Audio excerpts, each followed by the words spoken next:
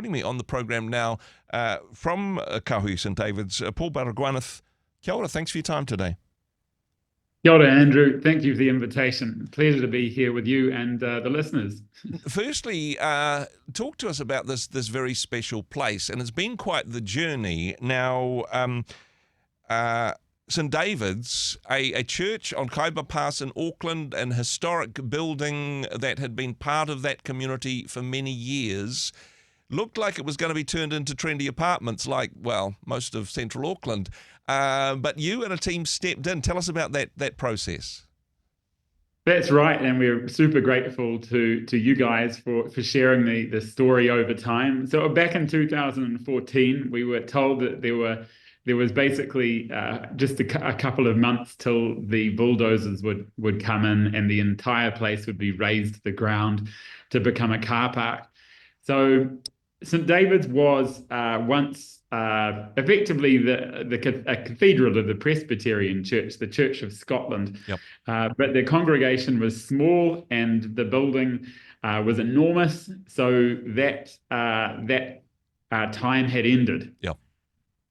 This building, and there's an Anzac connection here, though, when the building was first built, when it was first commissioned, it in itself, as well as being a place of worship, a church in the heart of a community, this was also a memorial to those who had served in the First World War, I understand.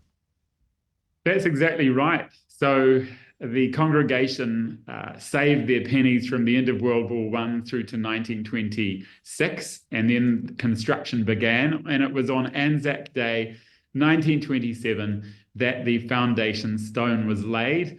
And then later on in the year, it was actually dedicated officially over a 3-day process as the Soldiers Memorial Church. Wow. So it predates it's what it really is a living memorial. Yeah. A living memorial to World War I, but also to all wars subsequently. Yeah. And wonderful that this is available as a venue, and that story of the congregation saving their pennies. Well, that's kind of your guys' story as well. Actually, the bulldozers standing by and you're saying, hey, we've just got a short period of time to save this venue for our community as a place that we can come together to gather and to celebrate significant seasons.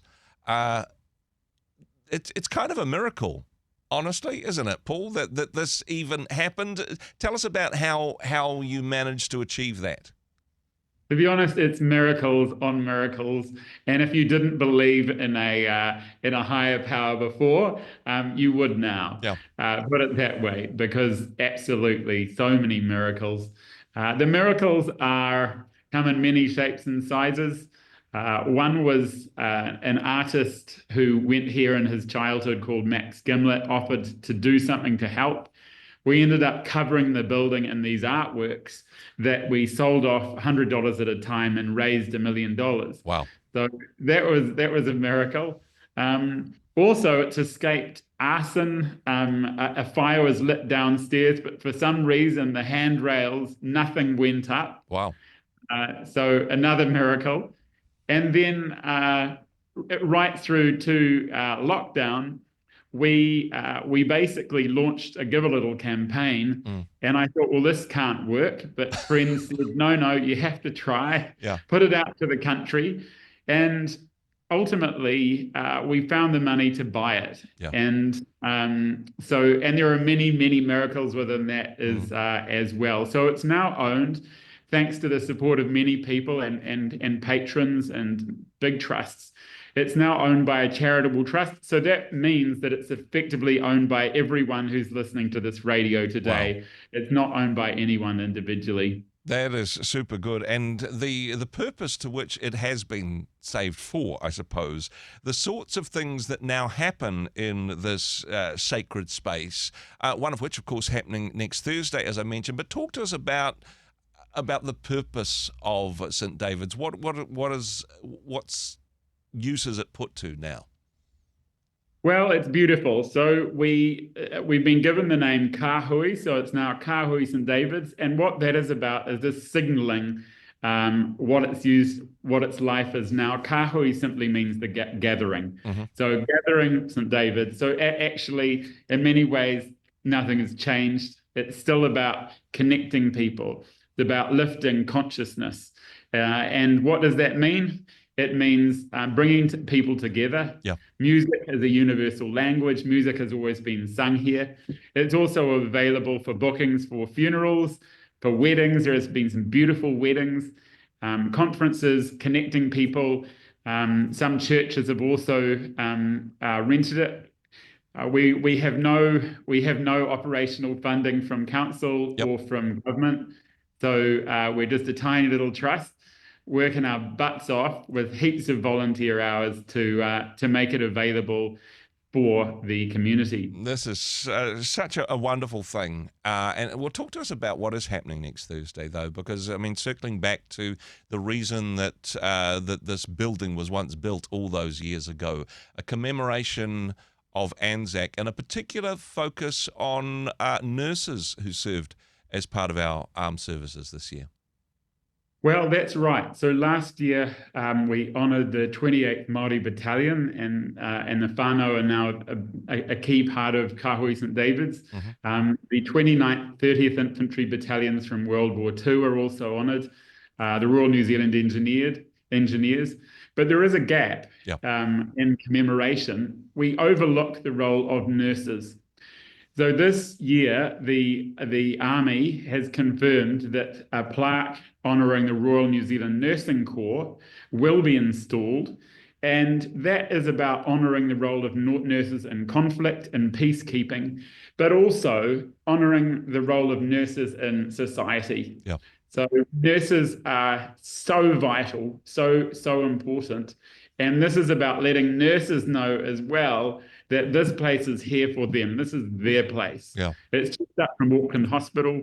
So it's really special to be honouring the nurses after a century of this place serving as a remembrance place. And, well, very much in the spirit of Kahui St. David's, of course, yes, back in the day, but also for nurses as a part of the community now. So this event happening a week today, Anzac Eve, as it were. If people wanted to connect with this, if they wanted to come along and be a part of it, well, honestly, if not for this event, find an excuse and a reason and opportunity to visit this beautiful building. But how do people make that connection?